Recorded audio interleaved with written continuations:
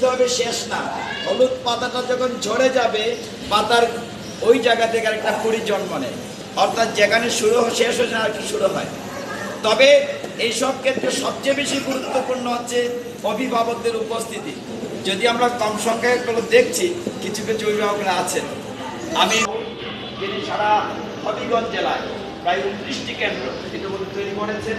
এই যে 12 নম্বর কেন্দ্র আমার জানা মতে, এবং তার যারা সহযোগিতারা আছে, আমি সকলের নাম হয়তো বলতে পারছি না, অয়ন থেকে শুরু করে যারা বিভিন্ন আমাদের তবু বাবু এবং আরো যারা আছেন, সকলকে মিলে যেভাবে অক্লান্ত পরিশ্রম করছেন, একদম খাঁটি বাংলায় যদি বলে যে নিজের খাইয়া পড়ের মুস্তারা, এটা একেবারে কঠিন বিষয়। পরবর্তী প্রজন্ম, একটা সময় ছিল, একটা অভিজ্ঞতা বলে শুরু করি, তোমাদের ভালো লাগবে।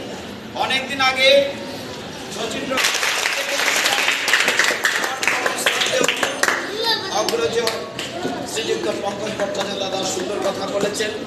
তিনি আমাদের সকলের তরে সকলে আমরা, প্রত্যেকে আমরা পরের তরে। আর এই গীতার ক্লাস সম্পর্কে দুটি কথা বলবো।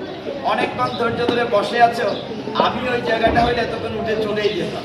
তোমরা যে বসে আছো, তোমাদেরকে বারবার ধন্যবাদ দিতে ইচ্ছে করছে। আসলে তোমরা ব্রিলিয়ান্ট, এবং তোমরা প্রথম দিনের পরীক্ষায় পাস। আবার জুড়ে করে দলে